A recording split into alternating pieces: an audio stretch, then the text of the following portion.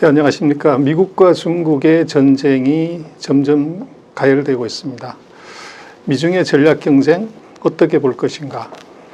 그리고 미국의 대선이 코앞에 다가왔습니다.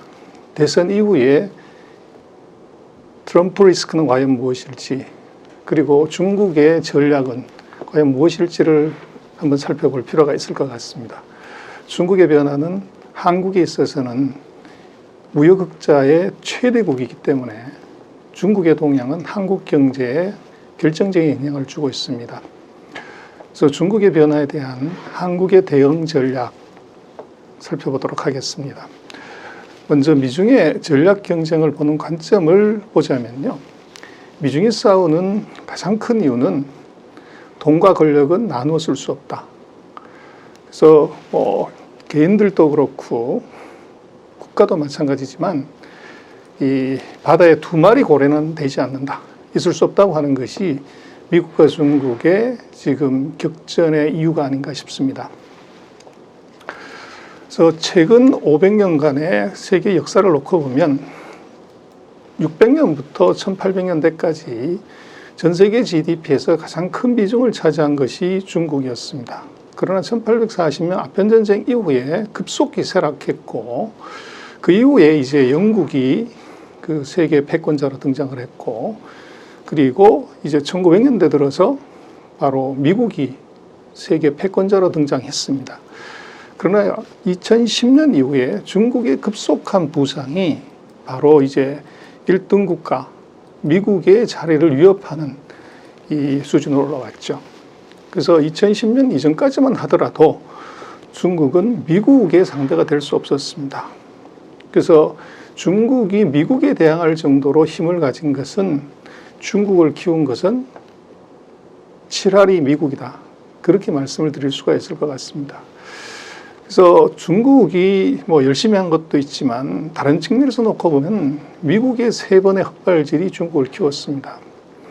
2001년에 WTO를 가입시킴으로 인해서 사회주의 국가가 자본주의 체제로 이제 변하게 될 것이라는 기대가, 이것이 패착이었습니다. 당시에 중국의 GDP는 미국 GDP의 13%에 불과했습니다. 그 이후에 2009년에 글로벌 금융위기가 미국에서 터지면서 여기서 미국이 이제 결정적인 이제 패착을 두게 되죠. 그래서 글로벌 금융위기가 터졌을 때 중국의 GDP는 미국 GDP의 36%로 3배나 커졌습니다. 그리고 이번에 2020년에 코로나19에 대한 대응을 미국이 잘못하면서 미국은 대폭적인 마이너스 성장을 하고 중국은 플러스 성장을 하면서 금년에 예상치이긴 합니다만은 중국의 GDP는 미국 GDP의 76%까지 올라갈 것으로 그렇게 예측이 되고 있습니다. 그래서 2009년 이후에 거의 10여 년 만에 2배의 이 사이즈로 커져버린 것이죠. 그래서 중국이 잘한 것도 있지만 미국의 헛발질이 중국을 키웠다.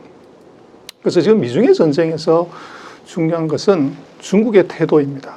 그래서 내가 만약 중국의 지도자 시진핑이라면, 이런 이제 주제를 갖고 놓고 본다면 1840년대까지 세계 최강 국가였던 중국이 1950년대 이후에 급속히 하락했다가 이제 미국 GDP의 66%, 70%까지 올라온 상황이라면 어떡할까요? 이것은 전혀 이 세계 패권을 맛보거나 꿈꿔보지 않았던 나라라고 하면 영원한 2등으로 주저앉거나 안주할 수도 있겠지만, 세계 패권을 맛본 중국은 이것은 패권을 노릴 수밖에 없습니다. 그게 바로 시진핑의 중국의 꿈입니다. 그래서 중국은 지금 제조대국, 경제대국을 이제 달성하려고 하고 있고, 이제 군사대국, 금융대국까지 노리고 있는 것이죠. 그래서 최근 500년간의 그 강대국의 부상을 놓고 보면 역사적으로 대국의 굴기는 같은 패턴이었습니다. 모든 대국은 제조대국에서 시작을 하고, 제조대국은 이제 반드시 무역대국이 됩니다. 과잉 생산을 해결하기 위해서 이제 해외로 수출을 하게 되고, 무역대국은 필연적으로 군사대국이 됩니다. 수출한 대금을, 이것을 회수하기 위해서는 강한 군대가 있어야 되는 것이죠. 그렇게 해서 그 돈을 모으게 되면 그게 바로 금융대국이 되고, 그래서 모든 강대국의 패턴은 제조대국에서 출발해서 무역대국으로 융성해지고 군사대국으로 강해지고 금융대국에서 결국은 피크치고 쇠락하는 결과를 가져왔습니다. 그래서 지금 전 세계에 제조업에서 세계 1등은 미국이 아니라 중국입니다. 무역에서 세계 1등 미국이 아니라 중국입니다. 그래서 중국과 미국은 이제 군사대국, 기술대국에서 서로 맞붙을 수밖에 없는 그런 상황에 와 있다. 그렇게 볼 수 있을 것 같고요. 그래서 대국이 가는 길에서 보는 이제 미중 충돌을 살펴보면 1980년 이후 미국은 4가지 전쟁을 했습니다. 소련과 관련해서는 우주전쟁, 감서전쟁을 했고요. 일본과 관련해서는 무역전쟁, 환율전쟁을 했습니다. 그래서 지금 2018년 이후에 미국은 중국과 6가지 전쟁을 하고 있습니다. 감세전쟁, 무역전쟁, 기술전쟁, 우주전쟁, 환율전쟁, 금융전쟁. 그래서 미국이 70년대에 소련을 자초시키기 위해서 18년간 이제 전쟁을 했고요. 일본과는 1985년 이후에 10년간 전쟁을 했습니다. 그래서 지금 2018년부터 시작된 중국과 미국의 전쟁 어느 정도로 갈까요? 그래서 역사를 놓고 보면 적어도 10년 이상 가는 긴 전쟁이다 이렇게 볼 수 있을 것 같습니다. 그래서 그 미중의 전쟁은 무엇이냐 뭐 이렇게 얘기를 했을 때 많은 언론에서 무역전쟁을 많이 얘기를 합니다만은 저는 미중의 전쟁은 기술전쟁, 금융전쟁이다. 그래서 무역전쟁은 이미 1단계가 끝난 상태고 2020년부터는 기술전쟁이 진행이 되고 아마 2021년부터는 본격적인 금융전쟁으로 갈 거다 그렇게 봅니다. 그래서 지금 미중의 전쟁을 다른 측면에서 놓고 보면 미국은 조금 아이러니하게도 들리지만 1950년 이후 무기라는 전쟁에서 완벽하게 승리한 적이 없습니다. 한국전, 베트남전, 수많은 이제 중동전, 여기서 미국이 이겼다고 하면 우리는 뭐 통일이 됐겠죠. 그리고 무역전쟁, 1985년에 일본과 무역전쟁을 했었지만 미국은 1985년 이후에 일본의 대미 흑자는 줄어들지 않았습니다. 그래서 이 전쟁 자체를 놓고 보면 일본을 어떻게 이제 이겼냐를 살펴보면 미중 전쟁의 미래를 알 수가 있는데요. 1985년부터 95년까지 미일 무역 전쟁이 심각하게 벌어졌을 때 일본의 대미 무역 흑자는 462억 달러에서 5,766억 달러로 5,300억 달러 가까이 늘어났습니다. 그리고 대중 무역 적자 2018년부터 미중이 지금 싸우고 있지만 무역 전쟁을 했다고 하지만 중국의 누적 무역 흑자는 2018년 4조 7천억에서 지금 2020년 상반기까지 5조 6천억으로 9,275억만큼 더 늘어났습니다. 그래서 미국이 무역 전쟁을 했다고 하지만 그 결과를 놓고 보면 무역 수지 흑자는 줄어들지 않았다. 그래서 이유는 아주 간단한데요. 이미 30년, 40년 전에 집 나간 철강, 화학, 가전, 섬유, 의류 뭐 이런 제품에 있어서 보복관세 25%를 때린다고 해서 이것이 다시 미국으로 돌아갈 수 없기 때문입니다. 2019년에 미중이 치열하게 무역전쟁을 했습니다만은 그 결과를 놓고 보면 당초에 트럼프 대통령은 한 1,000억 달러 정도의 무역수지 흑자를 축소시키겠다는 것이 목표였지만 결과적으로는 274억 불의 무역수지 흑자를 줄이는 데 그쳤습니다. 그래서 중국의 대미 무역 흑자는 274억 달러만큼 줄어들었지만 문제는 중국 전체 무역 수지 흑자는 698억 달러나 늘어났습니다. 그래서 이것은 이제 왜 이런 현상이 발생했냐고 하면 중국의 전체 수출에서 미국이 차지하는 비중은 17%밖에 되지 않습니다. 나머지 83%에서의 호조가 미국이 통제한 대미 수출만 영향을 받았지 나머지 지역에서는 오히려 더 늘어났다는 것이죠. 그래서 미국의 무역 전쟁은 이것은 구멍이 나 있다. 그렇게 볼 수가 있고요. 그래서 미국이 그럼 이걸 모르고 있냐? 전혀 그렇지 않습니다. 그래서 과거의 사례를 보면 미국이 1985년에 일본을 죽였던 두 개의 창은 바로 기술과 금융이었습니다.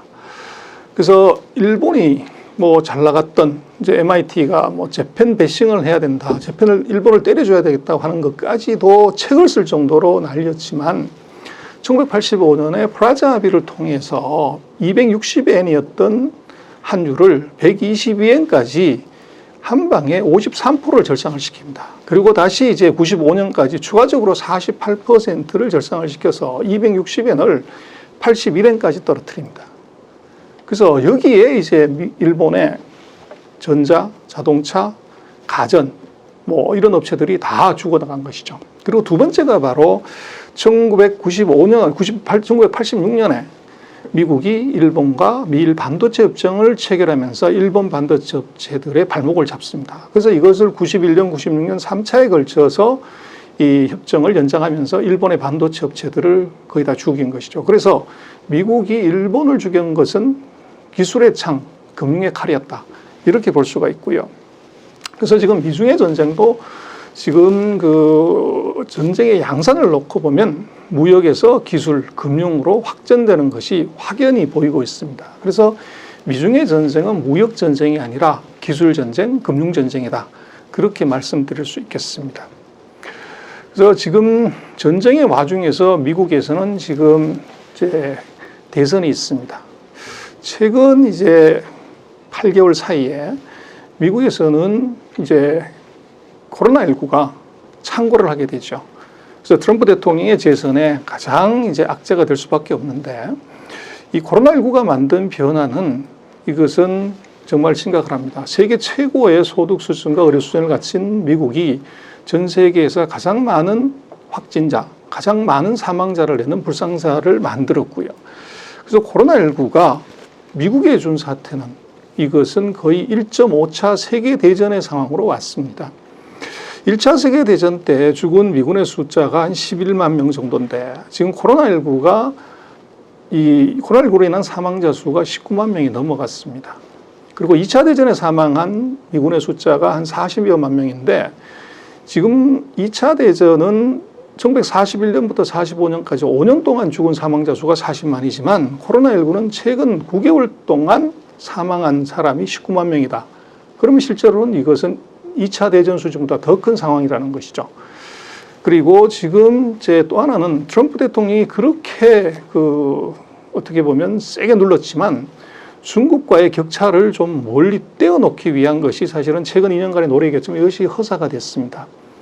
결국은 이게 우한에 있던 박쥐의 날개짓 하나가 인도양 태평양을 건너서 미국으로 가면서 대형 사고를 친 것이죠. 그래서 지금 뭐 예측치마다 다르긴 합니다만은 미국의 금년도 GDP를 뭐 작게 보는 데가 마이너스 3, 4%, 조금 크게 보면 8에서 9% 마이너스 성장을 보는데 중국은 플러스 성장을 보게 됩니다. 그렇게 되면 보통 미국이 1년에 한 2에서 3% 성장을 하는데 최근 2년간의 성장이 이번 코로나19로 인해서 그것이 다 물거품이 돼서 제자리로 돌아가 버리게 되는 것이죠. 그래서 이런 와중에서 놓고 보면 그 중국 GDP가 미국 GDP의 비중을 보면 2019년에 66%였습니다만은 코로나19가 없었다고 하면은 뭐 미국이 한 2, 3%, 중국이 한 5, 6% 성장을 하게 되면 그 비중이 한 68% 정도에 그칠 거라고 봤는데 이번에 미국이 마이너스 성장하고 중국이 플러스 성장을 하는 바람에 그 비중이 72% 정도로 올라갈 것으로 보이고 내년에는 한 75%까지 올라가는 미중의 경제력 격차가 이것이 확대를 시키려고 트럼프가 노력했지만 오히려 이것이 더 축소돼 버리는 이런 이제 결과가 나타났습니다. 그래서 이것이 이제 어떻게 보면 그 세계 경제, 미중 관계에 아주 이 결정적인 변화를 가져오게 되는데 결국은 이번 코로나19는 5가지 변화를 가져온 것 같습니다. 최근 뭐 3년 동안에 전 세계 CEO들, CIO, CTO들이 그렇게 하고 싶었던 4차 산업혁명을 코로나19는 불과 3개월 만에 비대면 경제, 온라인 경제 이것을 만들었습니다. 그리고 글로벌 공급망의 분리를 가져왔고 그리고 언택트 경제라고 하는 새로운 비즈니스 모델을 가져왔고요. 그리고 전통산업이 아닌 빅테크 기업들의 주가 대폭등 이것을 가져왔고요. 그리고 소득의 불평등을 가속화시켰습니다. 그래서 지금 인류는 정말 가보지 못한 세계로 왔는데요. 지금은 전 세계가 다 마이너스 금리의 금융세계에 들어왔습니다. 메소포타미아 이후에 돈의 가격이 마이너스가 된 적은 없었습니다. 그리고 진정한 디지털의 가상세계로 온라인, 비대면, 언택트로 지금 들어온 것이죠. 그리고 미중이 세계 양대 강국들이 이것이 디커플링 정도가 아니라 앞으로 디보싱하는, 이혼까지도 생각하는 사태, 이것이 최근 100년간 경험해봤던 이제 세상이었던 것 같습니다. 그래서 미국의 대통령 선거가 굉장히 중요해 보이는데요. 미국도 뭐 한국처럼 이 공화당 민주당의 콘크리트 지지 세력이 있습니다. 그래서 전통산업 지역, 석유, 뭐 농업, 방산, 뭐 이 자동차 이런 지역들은 전통적인 공화당 지지 세력이고 실리콘밸리, 월스트리트 같은 지역은 전형적으로 민주당의 지지 세력입니다. 그래서 이것은 콘크리트 지지 세력이고 미국의 대통령 선거는 이제 이쪽 저쪽을 왔다 갔다 하는 스윙 스테이트라고 하죠. 스윙 스테이트의 6개 주가 결정을 짓게 됩니다. 그래서 애리조나, 노스캐롤라이나, 플로리다, 위스콘신, 미시간, 펜실바니아 6개 주에서 이 6개 주가 어느 당을 선택하냐에 따라서 대선의 결과가 달라집니다. 2012년 대선 때는 이 6개 주에서 민주당을 4개 주가 선택을 하자 민주당 이 후보가 대통령으로 당선이 됐고 2016년은 공화당이 6개 주를 다 석권을 했습니다. 그래서 공화당의 트럼프 대통령이 당선이 됐는데 2020년에 최근 이제 지지율 조사를 보면 이 6개 주에서 노스캐롤라이나 하나를 제외하고는 전부 민주당이 5군데를 석권하는 걸로 나옵니다. 그래서 뭐 지금 논란이 트럼프 대통령이냐 바이든 후보냐에 논란이 많지만 지금 빅데이터가 보여주는 걸로 놓고 보면 이제 바이든의 승리 가능성이 조금 보이는 것 같습니다. 그러나 누가 되든 간에 포스트 트럼프 시대의 리스크를 이제는 봐야 될 것 같습니다. 그래서 트럼프 대통령과 바이든 후보의 정책의 결정적인 차이는 대중국 전략에 있습니다. 그래서 오바마 시대 때 미국은 오바마 대통령은 중국에 대한 태도를 뭐라고 했었냐고 그러면 프레넘이라고 했습니다. 적이자 친구다. 근데 공화당의 트럼프 대통령은 에너미, 적이라고 규정을 했고요. 그리고 지금 바이든 후보는 아주 묘하게 대답을 했습니다. Not enemy다. 적은 아니다.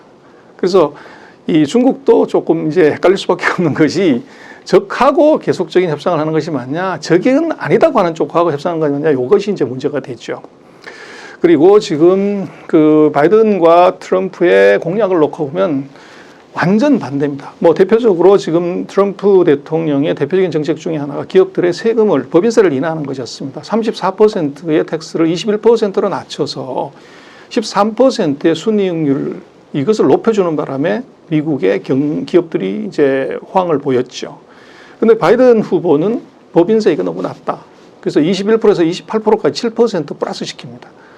그렇게 되면 이것이 이제 금융시장에 큰 충격을 줄 수 있고 무역, 금융, 의료, 기후 뭐 여기에서도 바이든과 트럼프는 완전 반대의 이 상황을 가져오고 있습니다.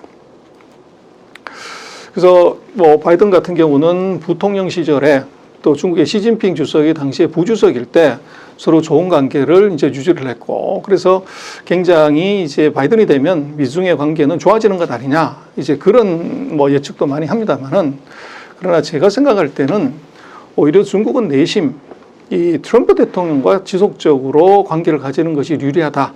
뭐 이런 측면에서도 볼 가능성이 있어 보입니다. 그래서 최근 2년간의 그 전통산을 중심으로 한 무역에서 전쟁을 해봤어. 미국에 대해서 중국은 견딜만 하다. 이제 이런 판단을 할 수가 있고요. 근데 지금 미국이 가장 강한 것은 전통산업이 아니라 바로 테크와 금융입니다.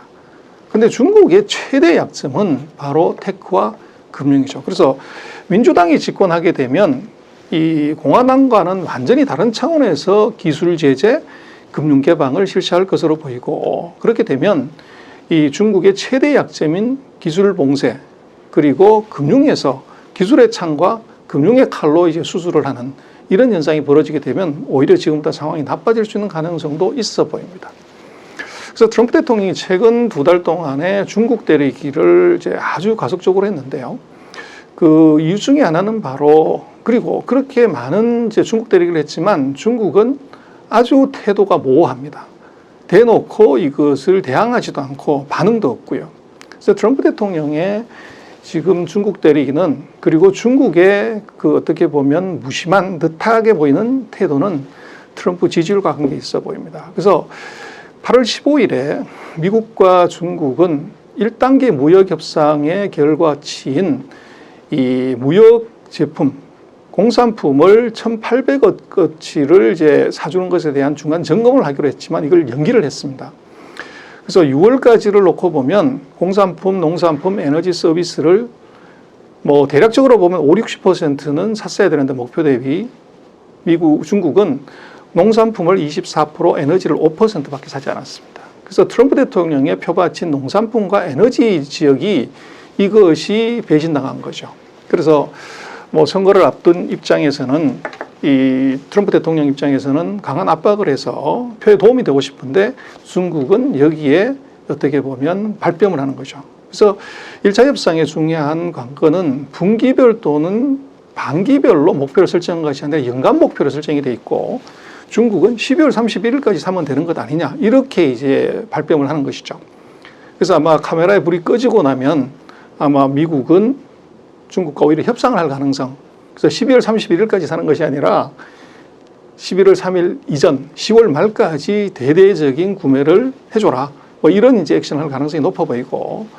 그래서 중국의 태도는 결국은 트럼프의 지지율과 관계 있어 보입니다. 그래서 중국의 입장에서는 에너미, 적과 같이 이 협상을 해야 되냐, 아니면 not enemy, 적은 아니다는 쪽과 협상을 해야 되느냐에 고민을 많이 할 것 같은데 그것의 그 타이밍은 적어도 아마 1차 TV 토론, 미국의 대선은 9월 29일, 10월 15일, 10월 20일 세 번의 대선 토론이 있는데 아마 1차 대선 토론이 끝나는 9월 29일이 끝나고 나면 아마 트럼프 대통령과 바이든의 지지율에서 변화가 있을 것 같습니다. 거기에서 이제 중국이 1차 감을 잡을 것이고 10월 15일 2차 대선 토론 이걸 보고 나서 아마 결정을 할 가능성이 있어 보인다. 그렇게 보이고 그래서 7월 이후에 미국은 그 31가지의 대중 제재를 했습니다. 외교, 기술, 금융, 군사 측면에서. 그래서 중국 때리기를 대대적으로 해서 트럼프 대통령이 재미를 좀 봤냐? 이것이 중요한데 재미를 봤습니다. 7월 말에 뭐 역대 최저였던 지지율이 반등을 해서 지금 8월 달, 9월 달에 이제 반등을 했다가 최근에 다시 주춤거리고 있습니다. 그러나 반대로 바이든 역시 지지율이 빠르게 올라가고 있어서 이 지지율의 스프레드는 계속 확대되고 있는 그런 추세라고 볼 수 있습니다. 그래서 많은 이제 뭐 언론에서는 그 지난번 선거에도 트럼프 대통령이 선거에는 지고 대통령 선거인단을 많이 확보해서 대통령이 당선된 아주 운 좋은 뭐 전생에 나라를 구한 대통령 이제 그런 이제 농담도 하지만 이번에도 그런 상황이 벌어질 것인가인데요. 그래서 미국을 보면은 역대로 국민들의 선거에서는 졌지만 이 대통령 선거인단이 많은 줄을 더 많이 확보해서 대통령이 당선된 사람이 딱 5명이 있습니다.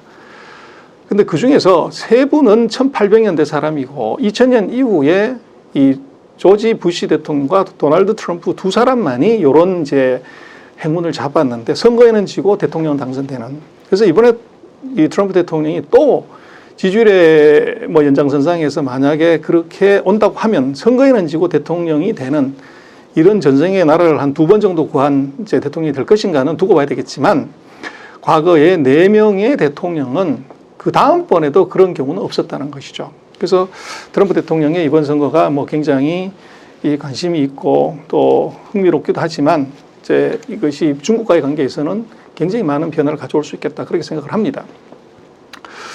그래서 미중 전쟁과 중국의 전략을 한번 예측을 해보겠습니다. 그래서 최근 3년 동안 중국이 한국에 대해서 굉장히 어떻게 보면은 이제 오만한 태도로 나오고 있죠.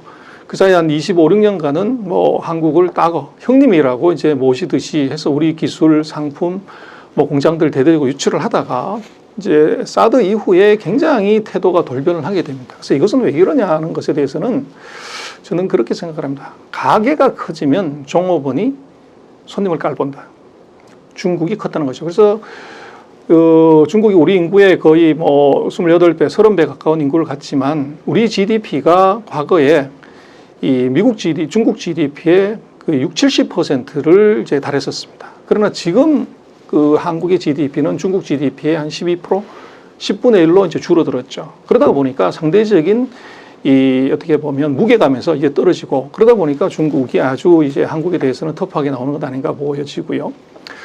그래서 중국은 지금 어떤 생각을 하냐는 것인데 100m 달리기를 한다고 하면 지금 미중의 경쟁은 시간이다 이렇게 보는 것 같습니다. 그래서 100m 앞에 나간 미국은 지금 시속 20km, 뭐 좋을 때 30km를 가는데 지금 66m 선에서 있는 중국은 시속 50km에서 60km 달립니다. 그렇게 되면 언젠가는 이제 66m의 선 중국이 미국을 추월하게 되는데 그걸 대략 가정을 해보면 아마 2028년에서 2035년 사이에 그런 일이 벌어질 수가 있고 중국은 2035년에 이것을 추월하려고 하는 것이 중국의 전략이자 목표입니다. 그래서 미중의 전쟁이 지금 굉장히 강하게 벌어지고 있지만 결국은 이것은 그 힘과 시간의 싸움입니다. 뭐 1등은 전략이 필요 없죠. 힘으로 밀어붙이면 되는 것이고 2등은 힘에 이게 눌리지 않으려면 당근을 주면서 시간을 끌면서 힘을 기르는 것이죠. 그래서 트럼프 대통령은 전투에서 이기는 것을 아마 타겟으로 할 것 같고 중국의 시진핑은 전쟁에서 이기는 것을 목표로 할 것 같습니다.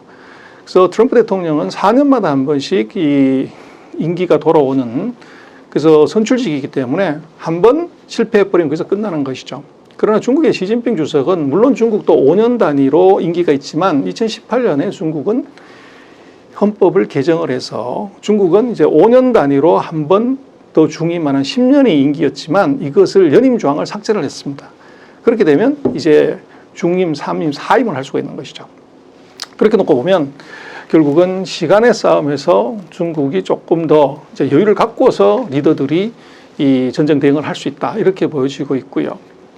그래서 중국의 지금 전략으로 놓고 보면 이 첫 번째는 싸우기는 하지만 판을 깰 수는 없다. 그래서 지금 붙었다 그러면 이것은 뭐 미국이 어떤 이제 측면에서도 중국을 이길 수가 있기 때문에 이것은 대항은 하지만 이것은 기술이나 자금, 시장 이것을 통해서 중국은 힘을 축적해야 된다. 그래서 싸우지만 판 깨지는 않는다. 그래서 1차 합의를 하게 된 것이죠. 두 번째는 이번 아마 미중전쟁에서 그 중국은 미국의 힘을 가소평가했고 미국은 중국의 실력이나 대응력을 조금 낮게 평가했던 것이 아닌가 싶습니다. 그래서 뭐 금융과 기술을 장악하고 있는 미국은 중국을 제2의 소련, 제2의 일본을 만들고 싶지만 이것이 아까 말씀을 드렸던 것처럼 타이밍이 지금 조금 늦었다는 거죠. 그래서 아마 미국은 이제 무역이나 교역 상대국으로서 그 미국하고 중국을 디커플링을 하고 싶어 하는데 중국은 지금 내부적으로 보면 디커플링이 아니라 이런 상태로 가면 이게 디보싱, 거의 이별을 해야 되는 단계까지 그렇게 이제 보고 있는 것 같습니다. 그리고 세 번째는 트럼프 대통령의 대중국 전략은 첫 번째 경제, 기술, 무역에서 디커플링을 하고 그리고 금융에 있어서는 미국에 상장된 중국 기업을 퇴출시켜버리는 디리스팅 그리고 중국에서 공장을 다 빼는 디차이나자이제이션, 탈중국화를 지금 하고 싶어 하는데 여기서 중요한 것은 바로 그 중국의 기술입니다. 미국의 첨단 기술을 중국이 그 사이에 뺏기고 훔치고 뺏고 이런 역할을 했지만 이제는 이것이 불가해졌습니다. 그래서 중국의 지금 세 번째 전략은 US 테크 프리, 미국의 기술에서 자유로운 전략, 이것이 이제 하회로부터 시작이 되는데 이 세 가지가 지금 문제가 될 것 같습니다. 그래서 중국이 이런 미국과의 전쟁에서 그 내부적으로는 이제 어떤 방향으로 가냐면 최근에 등장한 중국의 새로운 단어가 하나 있습니다. 쌍순환이다. 이 듀얼 서큘레이션이라는 단어를 중국에 쓰기 시작하는데 이것은 결국은 제가 볼 때는 내수 확대 국산화라고 읽어야 될 것 같습니다. 그래서 무역, 기술, 금융을 중국이 미국에 의존했다가 이제는 무역 의존 불가하고 기술 의존 안 되고 오로지 금융 정도만 있기 때문에 이제는 중국이 스스로 이 살아남아야 되는 어떻게 보면 자체 순환을 구축하겠다. 이것이 이제 전략입니다. 그래서 중국이 이게 과연 내수로 살 수 있을까? 이런 이제 의구심을 많이 갖게 되지만 지금 중국이요, 2019년에 전 세계 럭셔리의 35%를 중국이 사갔습니다.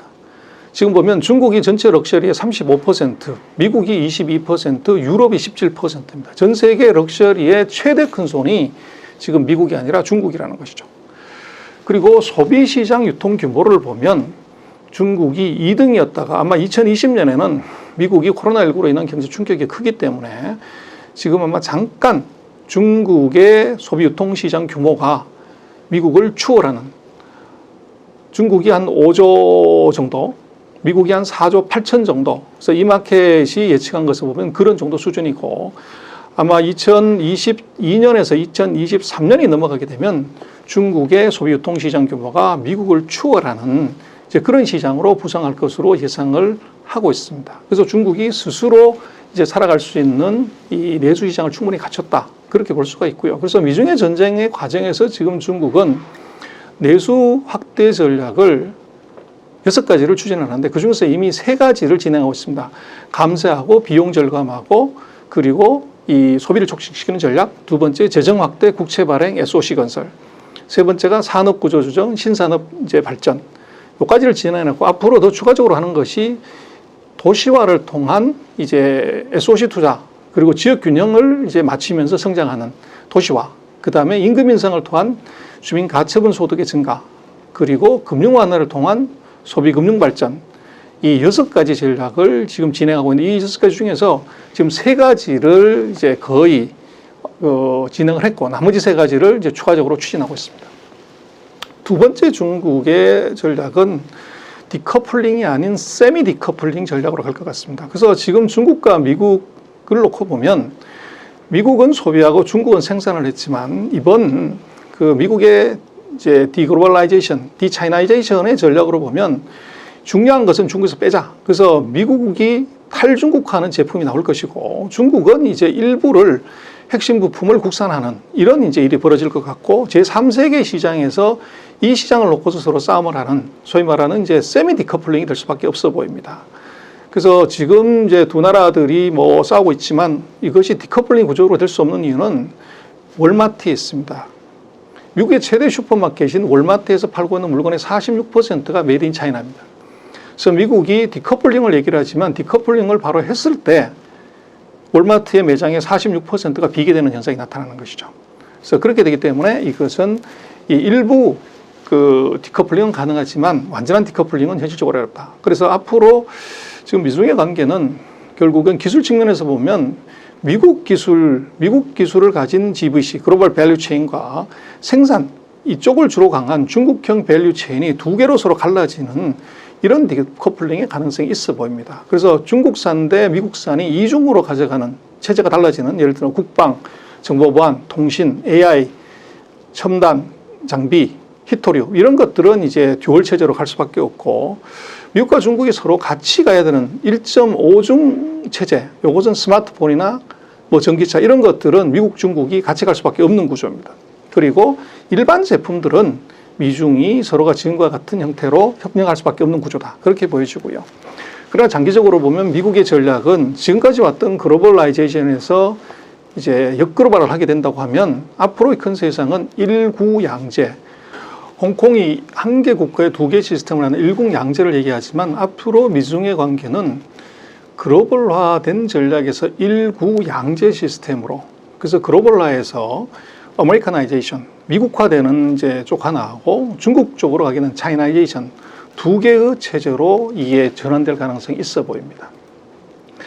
4번째는 중국의 기술 전략입니다. 그래서 중국의 지금 최대 이슈는 바로 지금 반도체인데요. 하웨이의 이 반도체 공급을 중단시키면서 중국이 난리가 났습니다. 그래서 중국은 반도체를 이것을 미국에 주로 의존하고 반도체 국산화율이 15%밖에 되지 않습니다. 그래서 이 반도체를 어떻게 국산화할 거냐 하는 것이 이것이 최대의 과제인데 지금 아시아로 넘어온 철강, 가전, 자동차 그리고 반도체가 다가 큰 기러기가 하나 앞에 날아가면 뒤에 기러기들이 순차적으로 따라오는 그런 성장의 모델이었지만 중국은 지금 상황이 다릅니다.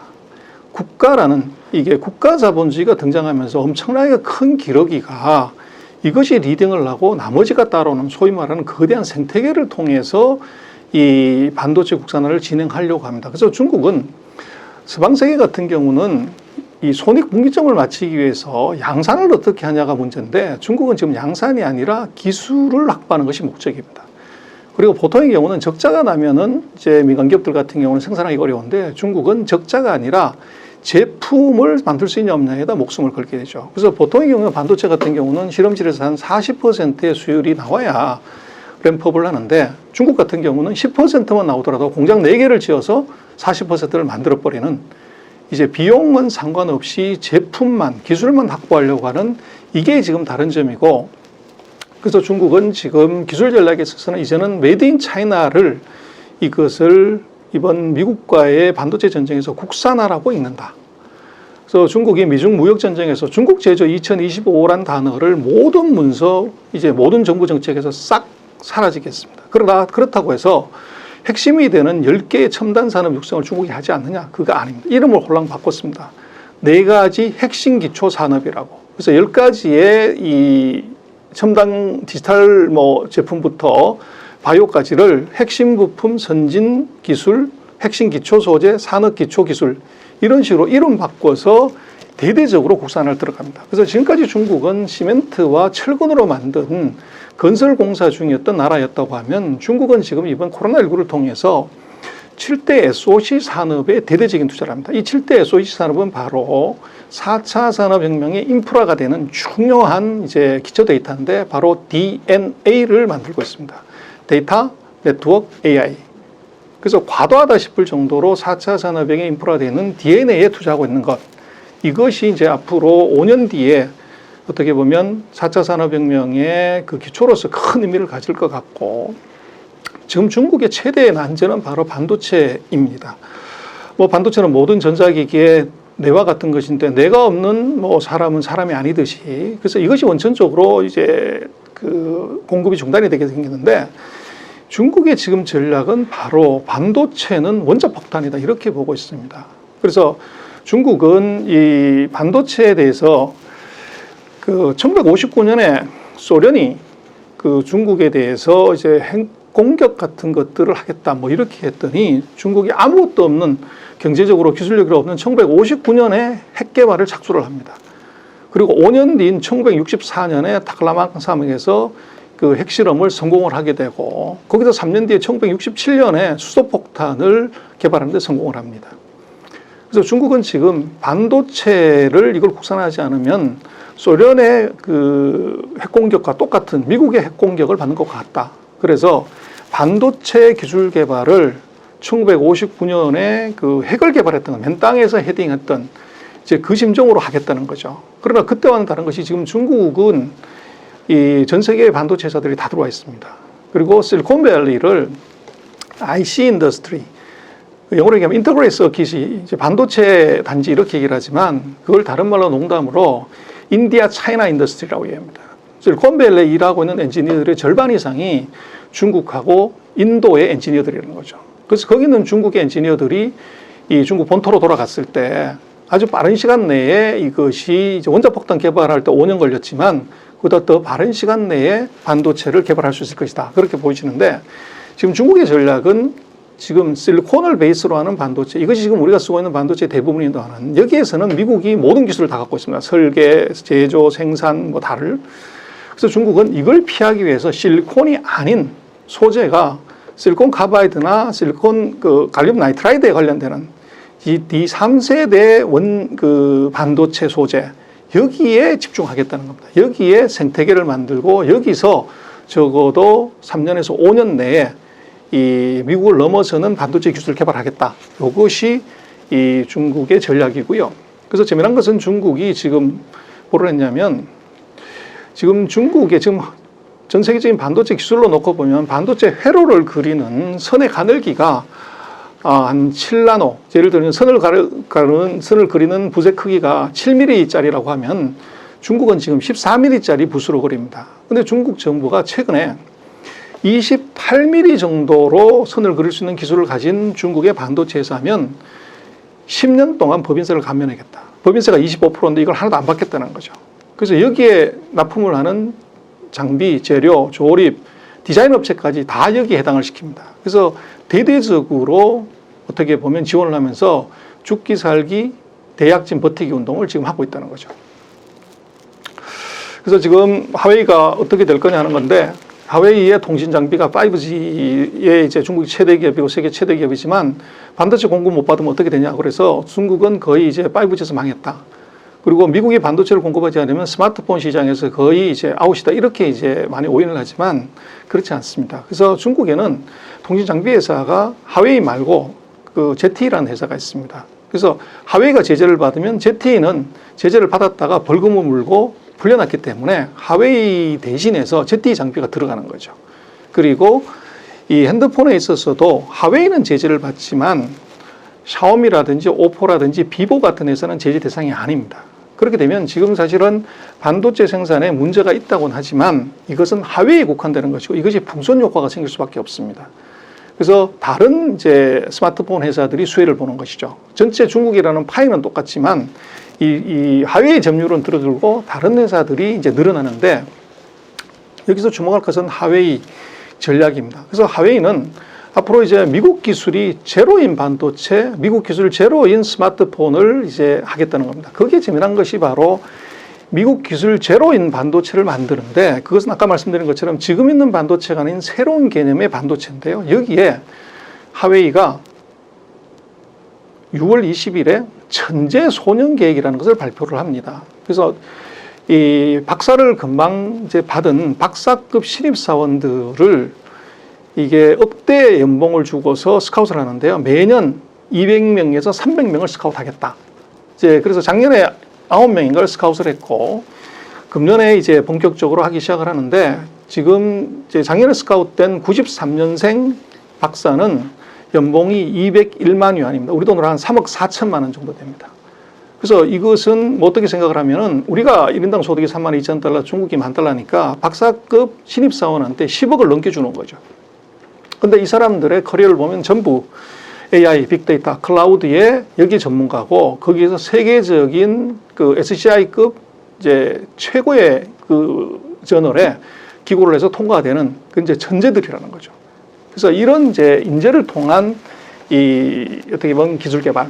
그래서 미국의 하웨이에 대한 반도체 사형 선고를 중국은 어떻게 보면 창의성 있는 천재들을 통해서 인재를 통해서 이것을 이제 극복하겠다는 것이 보여집니다.